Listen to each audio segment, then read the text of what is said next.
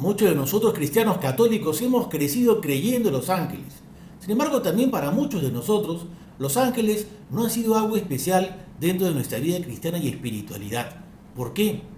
Parte de la respuesta está en la historia del arte.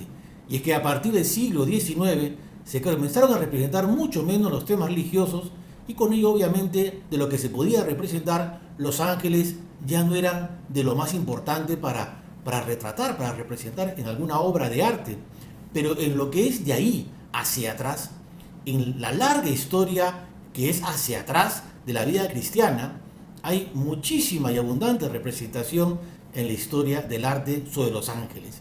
Soy el padre Javier Alvarado, bienvenidos a un nuevo espacio de arte y espiritualidad, y es sobre esto de lo que te quiero hablar, de la iconografía de los ángeles, sobre por qué se representan de una manera, cómo, cuál es la fuente, la razón de ser, de ese modo de ser representados, y así con eso enriquecer no solamente tu conocimiento sobre arte cristiano, sino también espero aportar a tu experiencia espiritual personal y le puedas dar a partir de ahora un espacio mayor a lo que significa esta bendición de tener tantos ángeles compañeros de camino de la vida cristiana. La idea de seres espirituales que hacen de intermediarios entre el cielo y la tierra es una idea mucho más antigua que el cristianismo y que el judaísmo. En las religiones muy antiguas ya existen estos personajes, estos seres espirituales que nos conectan con Dios. Pero ya hablando sobre la teología cristiana, la teología de nuestra fe católica, tenemos que los ángeles para nosotros son esos espíritus puros que no tienen cuerpo material, son impalpables físicamente a nuestros sentidos. Y también hay una característica que es muy importante de los ángeles porque se relaciona con nosotros. Y es la característica de ser personas. Persona es una palabra que hace referencia a alguien que tiene una característica individual, propia, con inteligencia, con conciencia, con voluntad. Y todo esto también lo tienen los ángeles, así como hablamos de las personas divinas, el Padre, el Hijo y el Espíritu Santo, de las personas humanas. También hablamos de las personas angélicas, y usar la palabra personas tiene un significado preciso, técnico, especial, que justamente contiene esto que he mencionado, de la individualidad, de la conciencia, de la libertad, y también con ello, por supuesto, de la capacidad para amar libremente. Desde la revelación cristiana podemos creer, entender que son miles de millones de ángeles los que existen, así como hay miles de millones de personas en la historia de la humanidad. Son muchísimos los ángeles, pero esta amplísima población angelical no es una masa confusa que da vueltas por diferentes lados como sin saber qué hacer. Todo eso tiene un orden, una estructura, una manera muy articulada de existir, porque así los ha organizado Dios. De la misma manera en que Dios nos organiza a los seres humanos, también hay una manera como Dios organiza a los ángeles. En ellos, cada uno de ellos tiene características propias, no solamente de manera individual, como acabamos de decir, por ser personas angelicales, sino también porque pertenecen a un nivel en la estructura jerárquica celestial. Y según ese nivel en el que se encuentran, tienen una misión específica en la existencia. En la Biblia podemos reconocer que se hace esta referencia a la jerarquía de los ángeles, a la presencia, por supuesto. La Biblia está poblada de estas afirmaciones de la existencia de los ángeles, de principio a fin, y al mismo tiempo se van mencionando en distintos pasajes la jerarquía que existe entre ellos. No es un solo texto el que nos revela toda una explicación sobre los ángeles, sino que cuando uno va leyendo la historia de la revelación bíblica y vamos sumando un texto con otro, vamos encontrándonos con esta comprensión de quiénes son los ángeles. Pero si bien hay fundamentos bíblicos para hablar con certeza de los ángeles, la religión cristiana, nuestra religión cristiana católica, se vio muy influenciada por un pensador cristiano que se le dice Pseudo Dionisio Areopagita. Pseudo porque no es el auténtico Dionisio Areopagita que está en el libro de los Hechos de los Apóstoles, sino que Estamos hablando de un pensador cristiano del siglo VI. Entonces, como se llaman igual y durante la historia se confundieron los dos nombres, pues hoy los separamos agregándole a este autor la palabra pseudo Dionisio Areopagita. Y él, en una de sus obras, tiene justamente un tratado sobre la angeleología.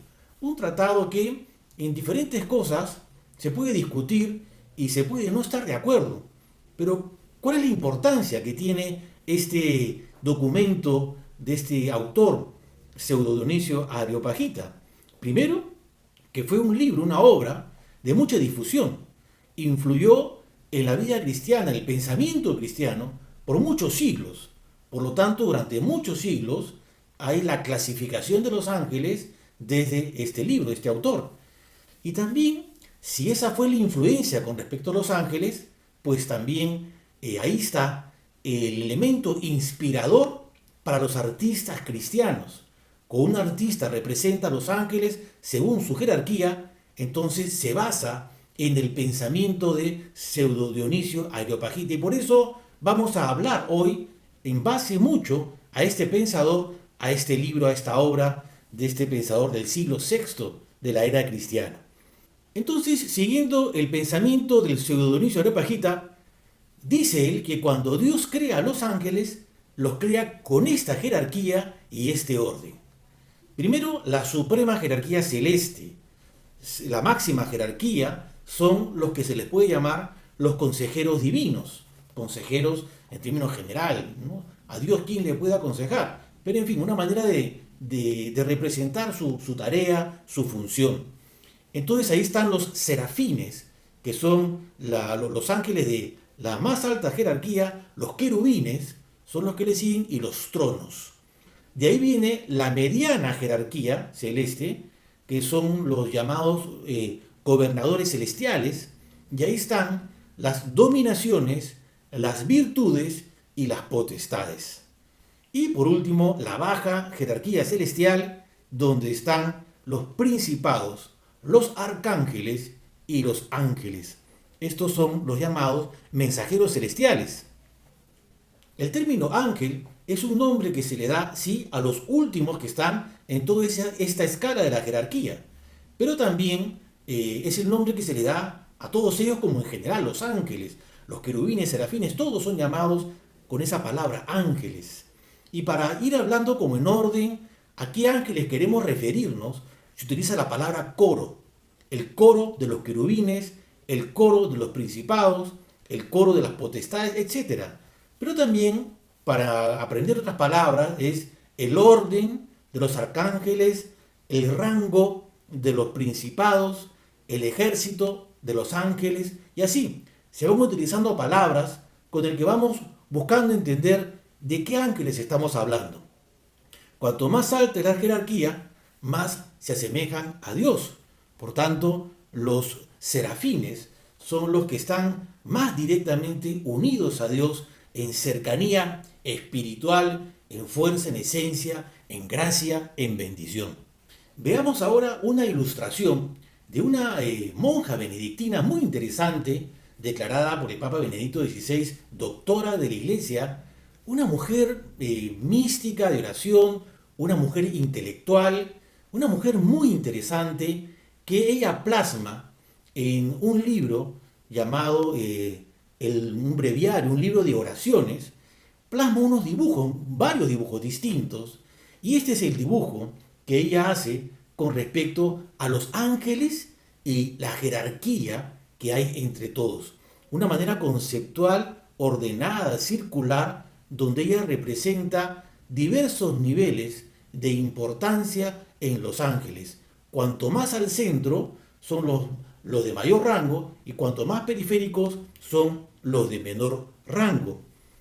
Entonces, vamos ahora a hablar sobre el primer coro de los ángeles. Coro, como digo, no se refiere solamente al coro como los que cantan, sino el coro como el grupo. El coro, en este caso, de los serafines. Vamos a hablar sobre los de mayor jerarquía, los serafines. Entonces hemos dicho que son el coro más cercano a Dios. Lo rodean, lo contemplan de cerca, los que más se acercan, y lo glorifica. El nombre proviene del hebreo saraf, que significa literalmente fuego, o también se puede decir quemar. Por lo tanto, el nombre significa los que arden. ¿En qué sentido? En que son seres inflamados por el amor de Dios y a su vez, así como son inflamados y están llenos de este amor, transmiten este amor, transmiten este fuego, saraf. La descripción se basa en lo que dice el profeta Isaías al relatar una visión que él dice tener. Y el texto bíblico dice así: unos serafines, allá está el nombre, se mantienen erguidos por encima de él. Cada uno tenía 6 alas, importante dato, con un par se cubrían la faz, con otro par se cubrían los pies y con el otro aleteaban. Los serafines, hemos dicho, tienen un gran amor a Dios. Viven un enorme amor a Dios, un amor que se mantiene fuerte y constante, con la intensidad de ser los que están más cerca de la presencia de Dios. Pero aún siendo así, se dice que por estar en un espacio tan sagrado y tan sublime, no pueden verlo directamente porque es muy intensa la experiencia, es muy fuerte y además hay mucho respeto frente a esta visión tan hermosa que están contemplando. Por eso se les ve con un rostro como que ven y no ven la presencia de Dios. Y al mismo tiempo, cuando dice que las alas también cubren los pies, es una expresión de modestia, de humildad. Esta es la interpretación que se le ha dado tradicionalmente a este texto bíblico. Es una manera de reconocer y expresar que ellos son criaturas, que ellos no son Dios, no son el Creador. Los serafines alaban a Dios con una voz muy fuerte. Así lo describe el profeta Isaías. Leamos: los serafines se hablaban con voz potente el uno con otro. Santo, santo, santo es el Señor. Llena está la tierra de su gloria. Y el profeta Isaías sigue diciendo el efecto de esa aclamación. Se conmovieron, dice, los quicios y los dinteles a la voz que clamaban, y la casa se llenó de humo. La voz potente de los ángeles hizo temblar el lugar. Eso habla de la fuerza de estos personajes, una fuerza de un amor incontenible, muy, muy grande. Y cuando se habla de humo, hace referencia justamente a lo que hemos dicho de que son serafines, es decir, ángeles que arden y que por lo tanto llenan el lugar no de un humo que se quema como algo que se daña, sino como el lugar, la expresión de un misterio, de una nube que va trayendo la presencia de Dios. Y eso es lo que significa que la casa se llenó de humo, como si fuera tal vez un incienso, algo aromático. Los serafines entonces, desde este amor que viven, que tienen, que contienen en su ser y que lo comparten y que lo transmiten con mucha fuerza, tienen entonces también desde ahí la fuerza de purificar. Y continuando con este relato del profeta Isaías, veamos cómo él cuenta de que tiene mucho miedo de ver a Dios. Está con miedo porque no se siente preparado con el espíritu puro, sano, santo, para ver al mismo Dios, como lo están haciendo los serafines. Leamos cómo expresa su temor el profeta Isaías. Dice así: ay de mí que estoy perdido, pues soy un hombre de labios impuros y vivo entre un pueblo de labios impuros. Al rey Yahvé Sebaot, a Dios, podemos decir simplemente, a Dios han visto mis ojos. Entonces se asusta, con estas palabras expresa su miedo, porque puede morir, porque no está preparado espiritualmente, todo su ser no está preparado para estar ante la presencia de Dios. Entonces decimos que los serafines tienen la fuerza de purificar. Y por eso fíjense, el relato sigue contando de que viene un serafín para purificar al profeta Isaías. Leo la siguiente parte del texto bíblico. Entonces Isaías dice, voló hacia mí uno de los serafines con una brasa en la mano que con las tenazas había tomado de sobre el altar. Fíjense qué interesante, de sobre el altar. Toma una brasa ardiente de un lugar sagrado del altar. Entonces con esa brasa el serafín toca la boca del profeta y dice el serafín, le anuncia al profeta Isaías, he aquí que esto ha tocado tus labios, se ha retirado tu culpa, tu pecado está perdonado. En otras palabras, ya estás purificado y capacitado para estar frente a la presencia de Dios en esta hermosa visión. Ahora veamos este otro dibujo, esta otra ilustración. En este caso ya es otro libro, el libro de las homilías de Santiago Monje. Y ahí aparece Isaías teniendo esa visión que acabamos de relatar, esa visión de Dios que está rodeado de ángeles. Y aquí se vuelve a ver otra vez al profeta Isaías, también en otra imagen en donde ya el serafín le toca los labios con esta brasa ardiente que toma del altar y entonces lo purifica para poder ver a Dios como lo hemos dicho. Los artistas representan a los serafines con el color rojo, con el color naranja, con el color de la flama ardiente. El color rojo entonces es muy distintivo en la historia del arte. Cuando uno ve un ángel de color rojo, lo más probable es que sea un serafín. Este fuego del amor de Dios de los serafines es una llama que obviamente, como lo solemos ver aquí en el mundo, en la vida, se eleva hacia arriba. Pero también es una llama que baja, que desciende. Y desde esa cercanía tan grande que tienen con Dios, el fuego del amor que ellos también contienen, Dios los transmite una bendición, un fuego, un amor a través de ellos hacia abajo. Todos los demás coros de los ángeles se benefician de los serafines, del amor que ellos contienen, que ellos tienen. Y también, por supuesto, de ahí para abajo, los seres humanos nos beneficiamos de este amor especial que ellos difunden. Y aquí vemos justamente en esta escena que el artista italiano Giotto representa en la historia de la vida de San Francisco de Asís, en la que se dice que San Francisco recibió los estigmas de la pasión de Cristo, y obviamente eso es una experiencia mística. Y para esta representación, Giotto escoge la imagen de un serafín, lo ven ahí con color cálido y también con las 6 alas, y de ese ángel vienen unos rayos que toca el cuerpo para las llagas místicas que recibe el santo de Asís, San Francisco. Vayamos ahora a ver el segundo coro de ángeles de mayor importancia y nos referimos ahora a los querubines.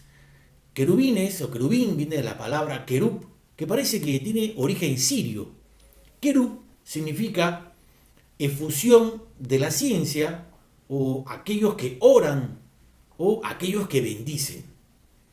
Su función es proteger, habíamos dicho que según el lugar donde están los ángeles, según su jerarquía, tienen una tarea, tienen una misión, un deber. Y el deber de ellos es, como digo, proteger especialmente lugares sagrados, objetos sagrados, objetos de especial importancia por su sacralidad.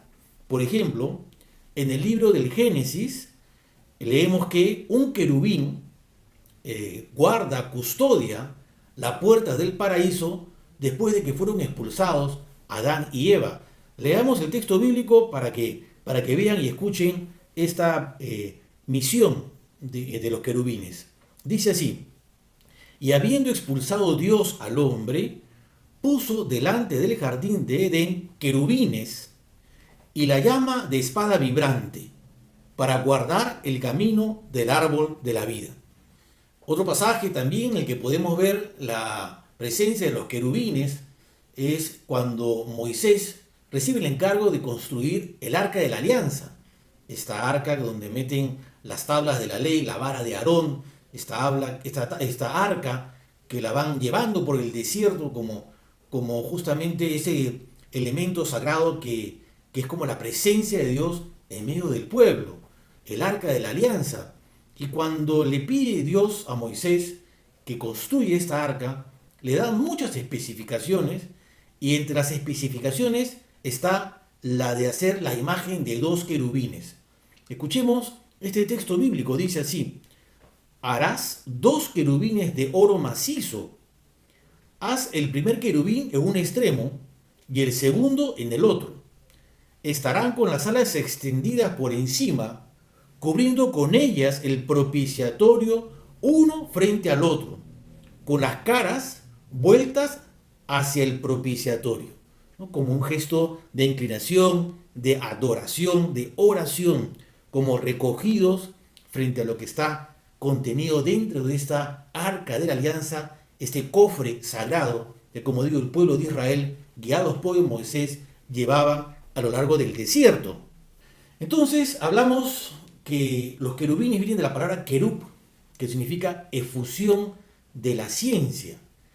En ese sentido, su función también es infundir sabiduría, infundir inteligencia divina, la gracia de entender de manera especial la vida, la existencia. Entonces, iconográficamente, así como a los serafines se les pinta con un color intenso rojo de fuego, a los querubines se les retrata con un color azul, azul simbolizando justamente la luz pura. Y eso es lo que representa el azul en los, en este caso, querubines. Aunque, de hecho, esto tampoco no es un elemento tan fijo, pero si uno ve la comparación entre un serafín y un querubín al lado, con estos dos colores, ya podemos reconocer cuál es cuál. Se dice que Lucifer perteneció originalmente al coro de los querubines, y que de este coro es que él se rebela contra Dios, porque hemos dicho que son personas angelicales, personas, tienen capacidad de libertad, de conciencia, la capacidad de decidir de estar con Dios o estar contra Dios. Entonces este fue un ángel de la más alta jerarquía, no es un serafín, era un querubín, pero cuando se rebela contra Dios, pues se aleja de él, él mismo cae junto con otros ángeles que también cayeron en la misma tentación de rechazar a Dios. Entonces, ese es el origen de los demonios, un origen que tiene fuerza a partir de un ángel rebelde de muchísima categoría y que de Lucifer se convierte ya en el demonio, en Satanás, en el príncipe de los demonios. Vayamos ahora al siguiente coro de los ángeles, vayamos a los que se denominan los tronos. Y estos son los últimos de la mayor jerarquía celestial, angelical. La Biblia no los describe, simplemente los menciona, y lo hace San Pablo en su carta a los Colosenses. Dice así San Pablo en el capítulo 1, Cristo es imagen de Dios invisible, primogénito de toda la creación, porque en él fueron creadas todas las cosas, en los cielos y en la tierra, las visibles y las invisibles, los tronos, aquí se les menciona. Después dice, las dominaciones, los principados, las potestades. Todo fue creado por él y para él. Él existe con anterioridad a todo y todo tiene en él su consistencia.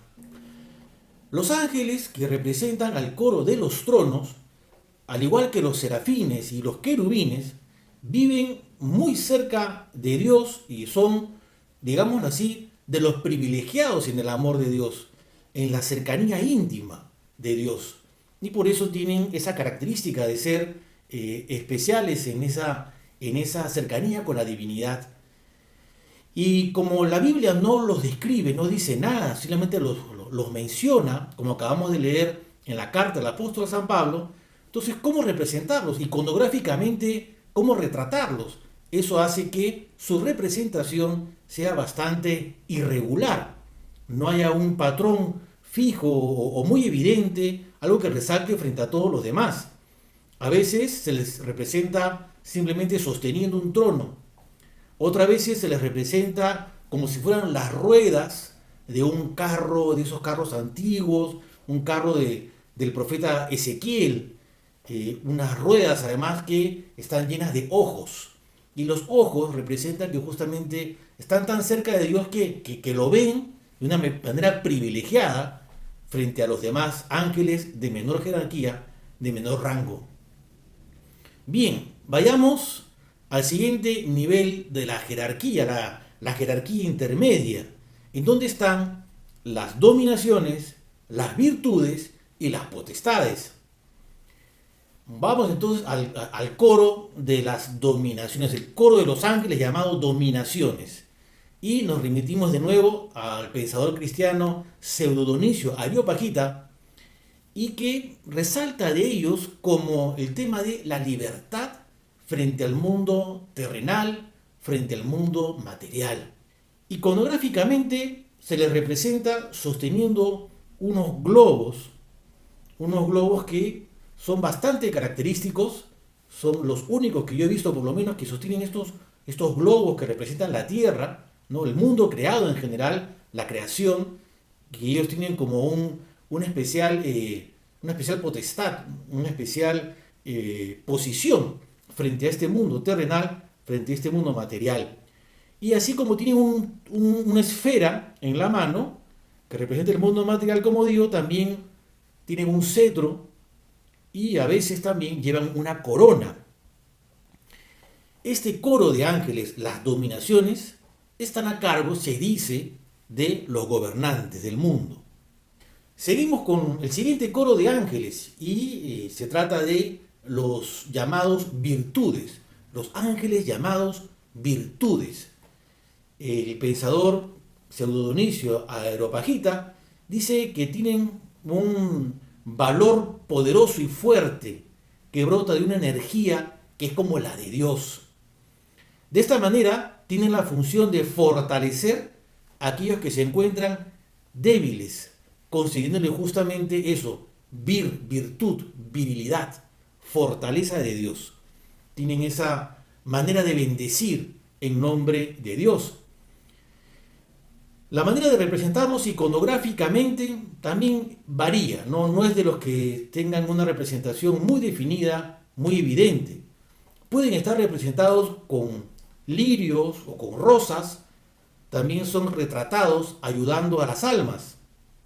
Por ejemplo, aquí se ve a un ángel apartando con su vara, con su cetro, a un demonio que intenta en esa balanza del juicio de un alma, que intenta el demonio bajar la balanza en donde está la culpa para que esa alma termine condenada. Entonces el ángel, que es un servidor de los hombres en nombre de Dios, con su cetro aleja al demonio para que la balanza tenga justicia y al mismo tiempo pueda tener más alternativas justamente de la salvación. Los ángeles buscan que nosotros también, como ellos, gocemos de la presencia y del amor de Dios. Y este otro ángel está cargando un alma de un recién fallecido para llevar a esa persona, esa alma, a la presencia de Dios. Sigamos ahora bajando y vamos al coro de los ángeles que se llaman las potestades. También se les llama potencias. Cualquiera de los dos nombres es lo que se utiliza. Son los ángeles que guían al poder supremo de Dios. Su iconografía en este caso sí es bastante definida. Tienen una túnica verde y también están cubiertos de armadura. Son los ángeles guerreros por excelencia, como los describe la Sagrada Escritura también. Bien, sigamos ahora con el último nivel en la jerarquía angelical, y en este caso se trata de los principados, los arcángeles y los ángeles. Empecemos con el coro de los principados. Según Pseudo Dionisio Areopagita, tienen la condición privilegiada de dirigirse al príncipe de los príncipes, es decir, podemos entender que se trata de Jesucristo, y son un puente entre el mundo material terreno con el mundo espiritual. Creo que los podemos ubicar, por ejemplo, en este cuadro de Chagall, donde Chagall retrata el sueño de Jacob, que es el que se relata en la Biblia, y donde dice que en su sueño vio una escalera que conecta el cielo con la tierra en donde subían y bajaban los ángeles. Iconográficamente son representados como soldados y guerreros armados con espadas y a menudo sentados con tronos. Tal vez se les puede confundir también con los ángeles del coro de las potencias y potestades, los que están por encima de ellos. A veces usan un vestido de diácono. El diácono es aquel clérigo en la iglesia que tiene el especial carácter y misión de ser un servidor. Y la vestimenta típica del diácono es con una franja que se cruza por el pecho y por la espalda. Entonces, a veces tienen esa manera de ser representados y también se les puede poner un lirio en la mano. Y ya hacia el final de la jerarquía de esta escala celestial, vamos ahora a hablar sobre los arcángeles. Su nombre está en referencia a los ángeles. Los ángeles son mensajeros de Dios. Eso es lo que significa ángel, mensajero de Dios. Y arcángel viene a ser como los jefes de este último coro, del coro de los ángeles. Los arcángeles, según como dice la Biblia en el libro de Tobías, cuando se relata sobre la historia de Rafael, arcángel, Rafael cuando se da a conocer, porque al principio parecía simplemente una buena persona, un guía, alguien que se había aparecido con muy buena voluntad, pero no se le reconocía como ángel. Entonces él en un momento se deja conocer a Tobías y a su padre, y dice esta palabra: yo soy Rafael, uno de los 7 ángeles que están siempre presentes y tienen entrada a la gloria del Señor. 7. Pero en la Biblia solamente conocemos 3 nombres: Miguel, Rafael y Gabriel, que en el arte cristiano son de los más representados. De ahí los otros nombres, los otros 4 nombres, salen en otros textos apócrifos. Se dice que uno se llama Uriel, el otro Raguel, Sariel y Remiel. Pero la Iglesia Católica no reconoce esos nombres de manera oficial. Entonces, aunque sean 7 arcángeles, jefes de todos los ángeles, solamente hasta hoy la Iglesia de manera oficial reconoce a 3. Y empecemos con Miguel arcángel. El nombre Miguel viene de una expresión que es Micael, que significa ¿quién es como Dios? ¿Quién como Dios? ¿O quién tan fuerte como Dios? En última instancia, ¿quién puede contra Dios? Nadie, absolutamente nadie. Entonces, el ángel Miguel es aquel que, según cuenta el apóstol San Juan en el libro del Apocalipsis, porque San Juan escribe el Apocalipsis, relata cómo el arcángel San Miguel lucha y vence al demonio. Y venciendo al demonio, fíjense que el demonio viene de una categoría superior a San Miguel. Era un querubín, pero al haber rechazado a Dios, aunque es un personaje supremamente dotado y fuerte, porque era un querubín, pues Miguel tiene una fuerza superior a la de este querubín, a este antiguo querubín, hoy el jefe de los demonios. ¿Con qué fuerza vence Miguel? Con la fuerza de Dios. Entonces de ahí su nombre: ¿quién como Dios? ¿Quién puede contra Dios? El que está con Dios, nadie puede contra él. Es la enseñanza que se quiere representar. Entonces, iconográficamente, aunque muchas veces se le representa con la armadura, con la espada, con el escudo, lo que más caracteriza la representación del arcángel San Miguel es que él pisa al demonio, a Satanás, es decir, toda la expresión de que no hay ninguna autoridad del demonio con respecto a San Miguel, con respecto a Dios y con respecto a todos los que están con Dios. Entonces ahí es donde uno reconoce en el arte esta figura angelical. Vamos ahora al arcángel Gabriel, y el nombre viene de la palabra Gebher-El, que significa fortaleza de Dios. Lo que más caracteriza al ángel Gabriel no es tanto esto de fortaleza de Dios, que definitivamente no es que no sea importante, pero por lo que más se le reconoce es por ser el gran mensajero de Dios. Ángel significa mensajero, pero el ángel que ha dado el mayor mensaje, el mensaje más importante en la historia de la humanidad, el mensaje por antonomasia, ha sido Gabriel, cuando le dice a la Santísima Virgen María que ella ha sido escogida para ser la madre del Hijo de Dios. Y de ahí es que se le representa a San Gabriel como aquel que trae la luz de Dios, la luz de Cristo, como aquel que trae una buena nueva, la gracia de Dios, la luz que disipa las tinieblas. Como vemos en esta imagen, el ángel Gabriel cogiendo en su mano un cirio encendido. Por último, el nombre Rafael.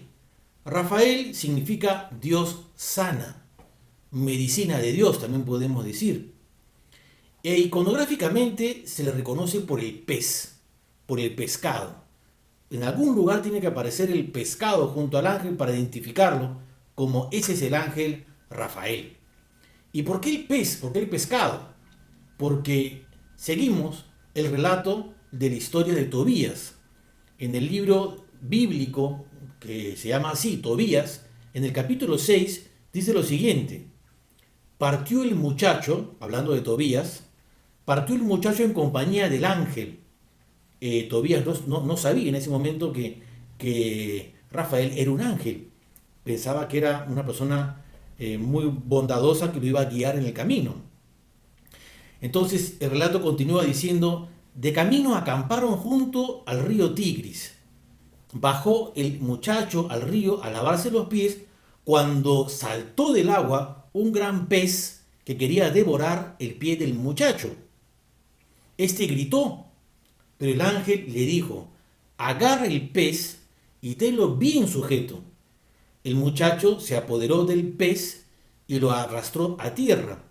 El ángel añadió: abre el pez, sácale la hiel, el corazón y el hígado y guárdatelo. Tira los intestinos, porque su hiel, su corazón y su hígado son remedios útiles. Entonces el muchacho le pregunta al ángel, Tobías le pregunta: ¿qué remedios hay en el corazón, el hígado y la hiel del pez?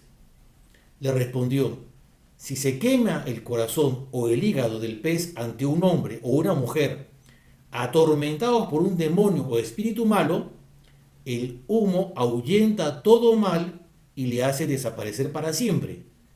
En cuanto a la hiel, untando con ella los ojos de un hombre atacado por manchas blancas y soplando sobre las manchas, queda curado.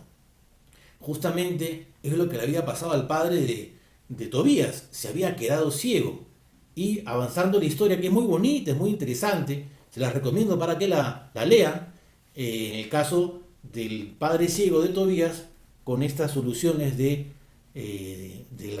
arcángel Rafael, el padre vuelve a mirar y obviamente bendice a Dios en esa experiencia tan especial y tan milagrosa.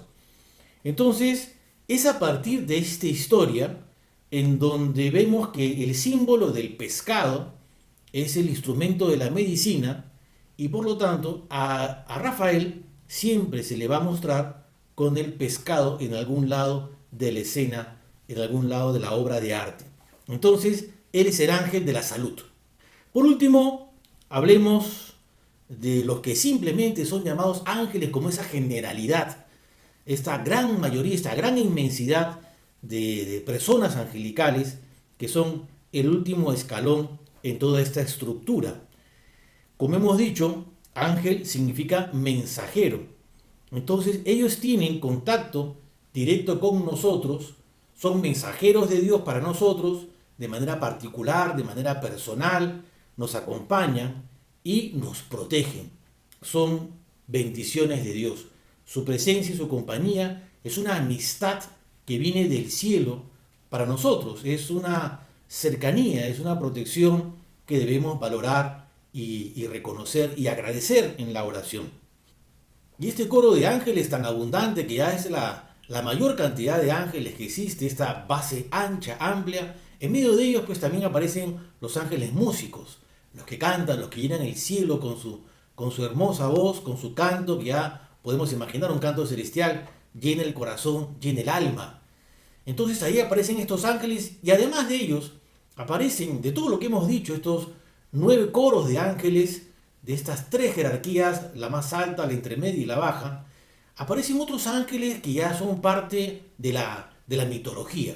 Hemos dicho que los ángeles, estos seres intermediarios entre Dios y nosotros, no solamente son parte del pensamiento cristiano, también son parte de otras religiones que en el paso del tiempo también se combinan en la historia del arte, se combinan en las obras de nuestra fe. Entonces, ahí vemos también estos ángeles que muchas veces son niños con alas, niños regordetes muchas veces, y que ahí están en una combinación entre unos y otros. No son propiamente la expresión de esta jerarquía que acabamos de describir desde el pensamiento del pseudo Dionisio Areopagita.